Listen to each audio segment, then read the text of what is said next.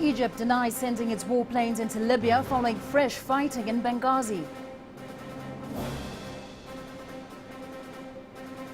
We bring you the latest on the Ebola crisis and the world's response to it. And first results are trickling in after elections in Mozambique, indicating a likely ruling party victory. Hello and welcome to Africa Live, where we bring you African and global news from all perspectives. I'm Fahmida. Also coming up in the next half hour, we take a look at South Africa's planned ban on alcohol advertising and why it hasn't been implemented yet. And in sport, African champions sack coach Keshi despite claiming their first win of their AFCON qualifying campaign. To our top story now, and we begin in Libya. The situation in Benghazi remains volatile after gunfire and airstrikes rocked the eastern city.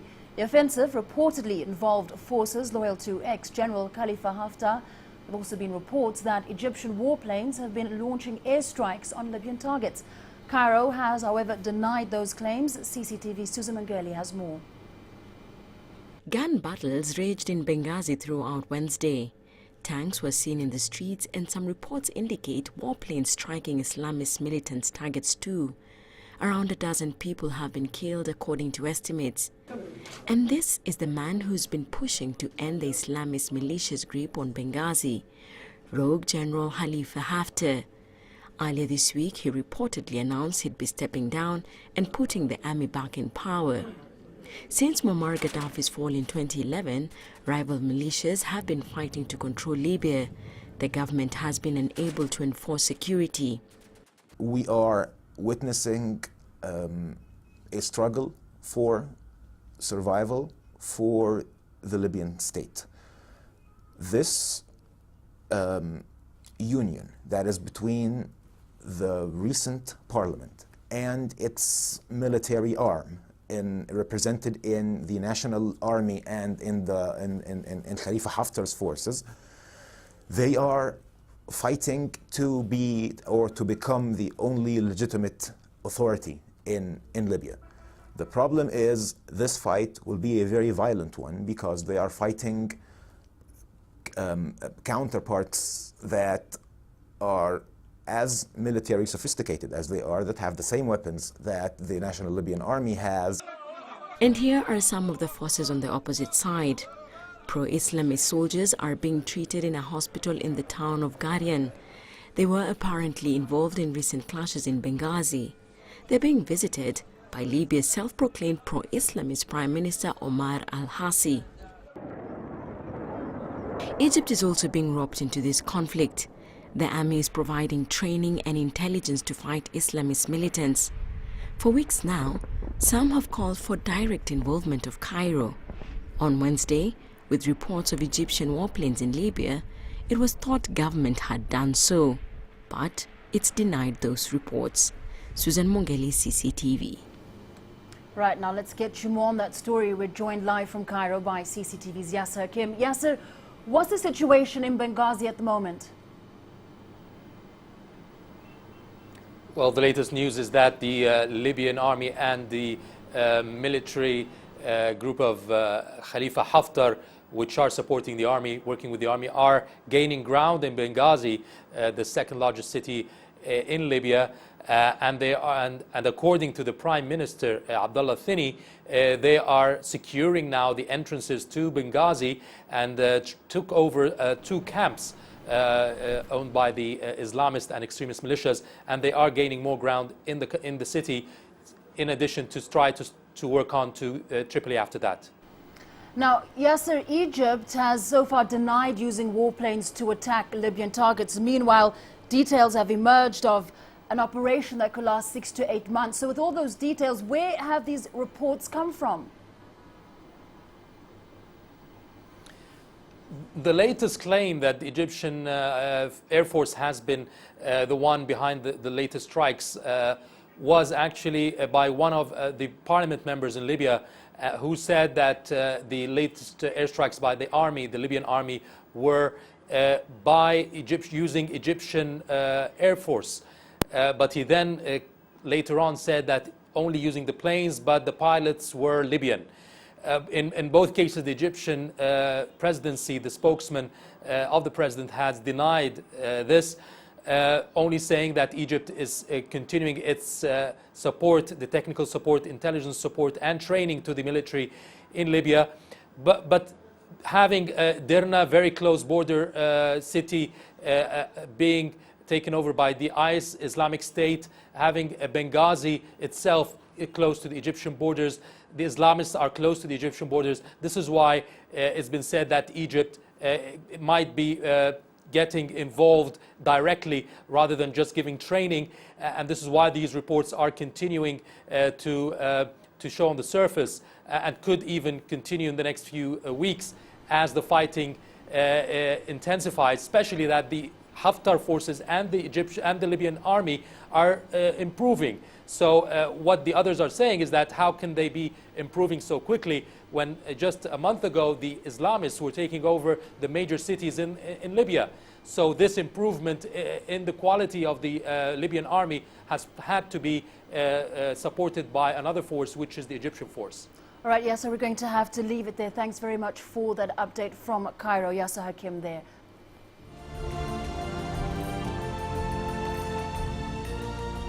An entire region under siege. From the villages and shanties of Sierra Leone, Guinea, and Liberia. To the sprawling cities of Nigeria. And this is a taste for all the people of Africa. The comprehensive and exclusive coverage of the worst Ebola outbreak in history. And how Africa is rising to the challenge. Follow us, CCTV Africa.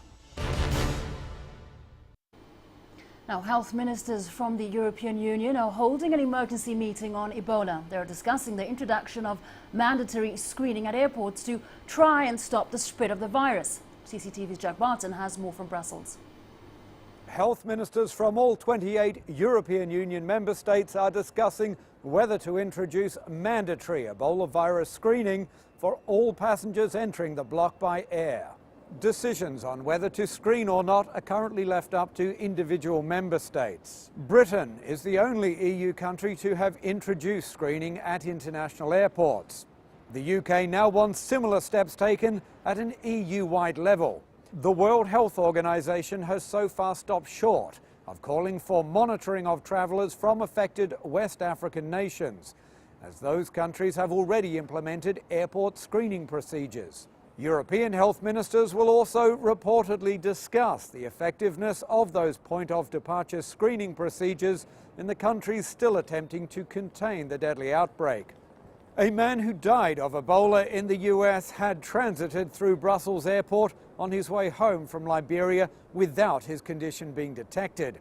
Less than half a dozen European countries, including France and Belgium, have direct air links with high-risk areas in West Africa, but member states like Britain are now warning that the European Union is lagging well behind countries like the United States and Canada, which have already introduced mandatory Ebola screening at international airports. Jack Barton, CCTV, Brussels. While Ebola-affected countries are implementing fresh awareness campaigns, Carol Ayola brings you a quick roundup of developments. Let's start off in Sierra Leone, where new awareness campaigns are being implemented. Despite several ongoing ones, people are still keeping their sick at home. That's threatening entire communities. Health workers are now visiting communities to help locate new cases, and the police force has joined in too. So the only thing people need to do is to put in place some preventive mechanism. So if you see us all out here, it is as a result of trying to take measures that will help us increase, one, the level of awareness and level of cooperation, coordination and collaboration, so that those suspected cases of Ebola can be spotted, can be traced and reduce the level of transmission. To Guinea now, where the United Nations Children's Fund has donated more aid to combat the virus. That includes 100 motorcycles and 8 vehicles. These motors have given to us today, I think will help the rural areas where it's difficult for car, difficult for some items to move around. But this motorbike will be used to help. This is the media agent to travel, to go easily, to go inside town, and do whatever they could do, the sensitization and giving more information about people. Ebola has already infected 76 doctors in Guinea, killing 37. And finally, the World Food Programme has donated 60 metric tons of aid to rural Liberia and Sierra Leone. Together with the technical aid, the WFP is also providing food for around 1.1 million people in affected countries. West African leaders have been warning that without international aid, the health crisis may become a food crisis too. Carol Oyola, CCTV. Now, despite those information and awareness campaigns, misinformation remains one of the biggest issues surrounding the Ebola outbreak. Here's what you need to know. The stigma of Ebola continues to be one of the biggest threats to effectively containing the outbreak. There's a lot of misinformation regarding the virus. So how exactly does Ebola work? Well, it does not spread through food, air or water. Direct contact between a victim is needed, most commonly through bodily fluids. So, measures to avoid contracting the virus are fairly straightforward. Firstly, hygiene and disinfectant are crucial. Secondly, avoid coming into contact with people already infected. That's why getting victims into early isolation is so important. But with no cure, treatment is difficult. It's very important to keep an eye out for the symptoms. Early detection could save lives. Initial symptoms are flu-like and can present themselves between 2 and 21 days after infection. They include high fever, headaches, joint and muscle pains, sore throat and weakness. These symptoms may not mean Ebola, but it's important to get checked out immediately. After that, symptoms become more severe and include diarrhea, vomiting, and eventually organ failure, lesions, and severe bleeding. In these cases, contact a medical professional immediately to have the victim evacuated. Maria Galang, CCTV. US President Barack Obama is promising stricter measures in his country's fight against Ebola. That's after a second case was confirmed in Texas. CCTV's Jim Spellman has more. Amber Vinson is the second healthcare worker to contract Ebola in the United States. Like nurse Nina Pham, the first healthcare worker to contract the virus, Vinson treated Liberian Thomas Duncan in a Texas hospital before he died there last week. She began showing symptoms Tuesday, and officials say she was isolated within 90 minutes. Decontamination of her home began overnight. Two things happened. One, that effective cleaning was done as soon as possible, and two, neighbors and the citizens were communicated. Authorities are monitoring 3 people Vinson came into contact with once she developed symptoms. But the day before she went into isolation, Vinson had a low-grade fever and flew on this airplane from the U.S. state of Ohio back to Dallas, Texas. The plane has been isolated on a remote runway for decontamination, and officials at the U.S. Centers for Disease Control, the CDC, are tracking down all passengers on that flight for monitoring.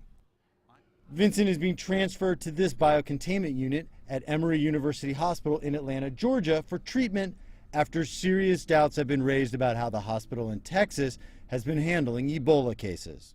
Officials still don't know exactly how Pham and Vinson contracted Ebola.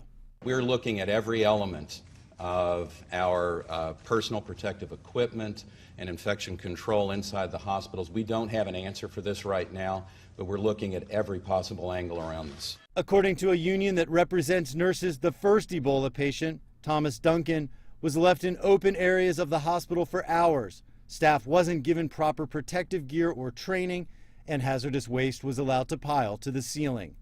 Bottom line, the union says, healthcare workers are being put at unnecessary risk. To the public, to the CDC, whatever, they say, we are all prepared, don't worry. And the nurses are saying, no, we are not. And the CDC has confirmed that some of these healthcare workers even treated Duncan with some of their skin exposed. That's a clear violation of infection control protocols for a disease as dangerous as Ebola. Jim Spellman, CCTV, Washington.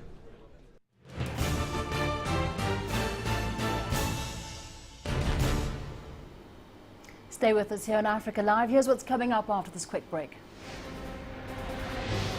First results are trickling in after elections in Mozambique, indicating a ruling party victory.